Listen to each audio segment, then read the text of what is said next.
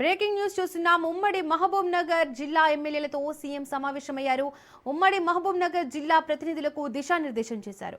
పాలమూరు రంగారెడ్డి విషయంలో బీఆర్ఎస్ హయాంలో ఏం జరిగిందో బయట పెట్టాలని సూచించారు సీఎం రేవంత్. కేసీఆర్ నిర్ణయం వల్ల జరిగిన నష్టాన్ని ప్రజలకు వివరించాలన్నారు సీఎం రేవంత్.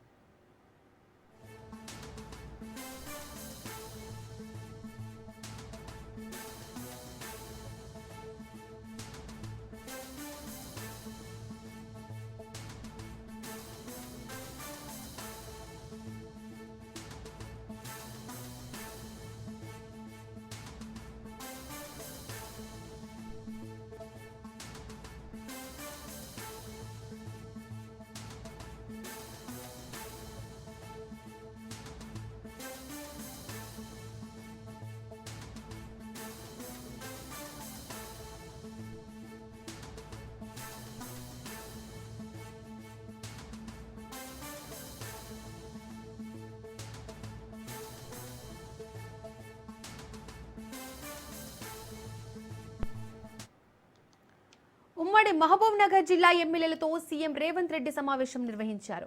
ఉమ్మడి మహబూబ్ నగర్ ప్రజాప్రతినిధులకు దిశానిర్దేశం చేశారు. పాలమూరు రంగారెడ్డి విషయంలో బీఆర్ఎస్ హయాంలో ఏం జరిగిందో బయట పెట్టాలని సూచించారు. కేసీఆర్ నిర్ణయం వల్ల జరిగిన నష్టాన్ని ప్రజలకు వివరించాలన్నారు. కృష్ణా జలాల వాటా పంపిణీ, ఏపీతో వివాదాలు తదితర అంశాలపై పూర్తి స్థాయిలో అవగాహన పెంచుకోవాలని సూచించారు. ప్రతిపక్షాల అబద్ధపు ప్రచారాన్ని తిప్పికొట్టాలని ఉమ్మడి మహబూబ్ నగర్ నాయకులకు స్పష్టం చేశారు సీఎం రేవంత్ రెడ్డి.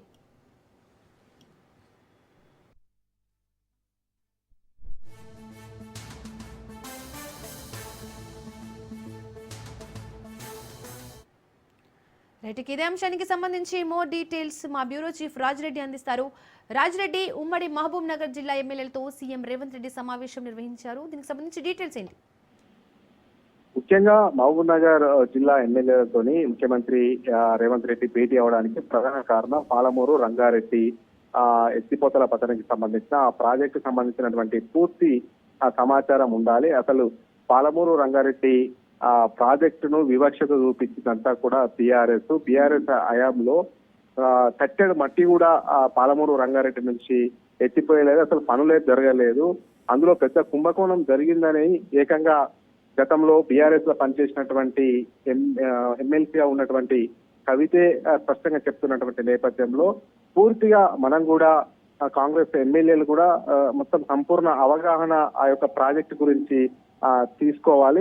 అంతేకాకుండా పాలమూరు రంగారెడ్డి అంశాన్ని ఖచ్చితంగా బీఆర్ఎస్ వైఖరిని ఎండగట్టాలి. ప్రతి ఒక్కరు సబ్జెక్ట్ నాలెడ్జ్ పెంచుకోవాలనేది కూడా ముఖ్యమంత్రి రేవంత్ రెడ్డి ఉమ్మడి పాలమూరు జిల్లా ఎమ్మెల్యేలకు దిశానిర్దేశం చేశారు. ముఖ్యంగా అసలు తెలంగాణకు ఈ పాలమూరు రంగారెడ్డి జిల్లాలకు ప్రాజెక్టు పూర్తి కాకపోవడానికి, పాలమూరుకు కానీ, నల్లగొండకు కానీ, రంగారెడ్డికి కానీ నీరును అందించుకోకపోవడానికి కారణమే బీఆర్ఎస్ ప్రభుత్వం. ఇదంతా కూడా అక్కడ మీరు స్పష్టంగా తెలుసుకోవాలి, ప్రజలకు కూడా వివరించాలి.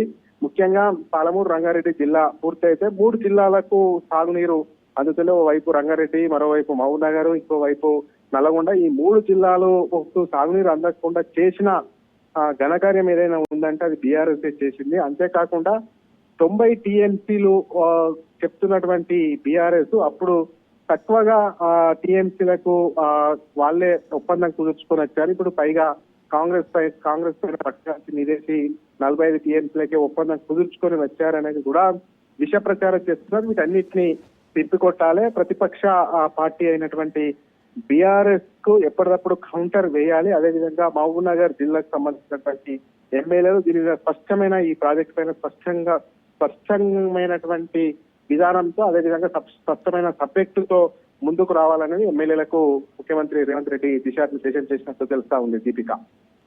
Right Rajireddy, thank you.